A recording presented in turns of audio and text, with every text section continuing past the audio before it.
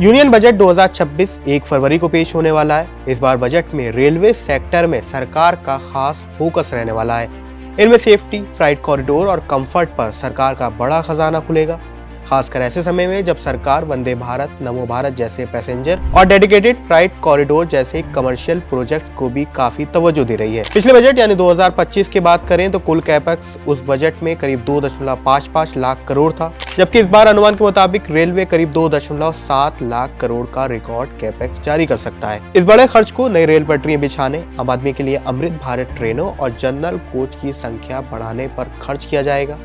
एक segment wise देखें तो सबसे पहले बात सुरक्षा की करते हैं। हालिया रेल हादसों को देखते हुए इस बजट में स्वदेशी एंटी कोलिजन सिस्टम यानी कवच सिस्टम के लिए बजट में करीब 25% तक की बढ़ोतरी की उम्मीद जताई जा रही है। इससे ज्यादा रूट्स पर सिक्योरिटी का खास इंतजाम रखा जाएगा। ये एक ऐसी टेक्नोलॉजी है जिसमें रेल हादसे होने से पहले ट्रेन को अलर्ट कर दिया जाता है और रेल हादसे होने से बच जाते हैं। दूसरा बड़ा खर्च अब रेलवे में बैठने नहीं बल्कि स्लीपर ट्रेन पर खर्च किया जाएगा, क्योंकि वंदे भारत स्लीपर ट्रेनों की बड़ी अनाउंसमेंट इस बार हो सकती है। कुछ ही दिन पहले पहली वंदे भारत स्लीपर को चलाया गया था। इससे लंबी दूरी का सफर अब फ्लाइट जैसी लग्जरी के साथ पूरा किया जाएगा। साथ ही शहरों के बीच चलने वाली वंदे मेट्रो पर भी इस बजट में बड़ा बदलाव हो सकता है। लास्ट बजट में करीब 200 वंदे भारत चलने का अनाउंसमेंट किया गया था। इस बार भी बजट में वंदे भारत और अमृत भारत ट्रेनों को लेकर बड़ा अनाउंसमेंट की उम्मीद जताई जा रही है।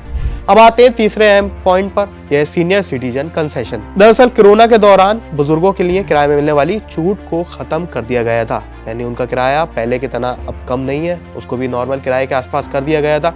लेकिन इस बार बजट में उम्मीद जताई जा रही है कि सरकार एक बार फिर से सीनियर सिटीजन कंसेशन को बहाल कर सकती है। अब बात करते हैं रेलवे के फ्राइट कॉरिडोर की यानी कमर्शियल प्रोजेक्ट्स की, जहां से सरकार को कमाई भी होती है और देश की प्रगति में रेलवे का अहम रोल रहता है। सरकार इस बजट में ईस्ट कोस्ट और नॉर्थ साउथ जैसे फ्रेट कॉरिडोर्स यानी मालगाड़ी के लिए अलग से ट्रैक का ऐलान कर सकती है। इसका फायदा ये होगा कि जब मालगाड़ियां अपने अलग अलग ट्रैक पर चलेंगी तो आपकी पैसेंजर्स यानी उन ट्रेन, मेल, एक्सप्रेस ट्रेनों को रुकना नहीं पड़ेगा, जिससे रेलवे का और आम यात्रियों का समय बच सकेगा, यानी माल ढुलाई सस्ती होगी और आपका सफर भी सुपर फास्ट बन सकेगा। माल ढुलाई देश की इकोनॉमी के लिए बेहद अहम है, क्योंकि देश में अभी भी लॉजिस्टिक कॉस्ट काफी ज्यादा है। इसको कम करने के लिए सरकार लगातार डेडिकेटेड फ्राइट कॉरिडोर्स पर काम कर रही है, जिससे रेलवे के जरिए ज्यादा माल की ढुलाई की जा सके और इंडस्ट्री अपना पैसा बचाया जा सके। इसके अलावा रेलवे की मैन्युफैक्चरिंग यानी कोच और दूसरे उपकरणों की मैन्युफैक्चरिंग पर भी खास फोकस रह सकता है। इसके लिए पीपीपी यानी पब्लिक प्राइवेट पार्टनरशिप पर सरकार का फोकस रहेगा।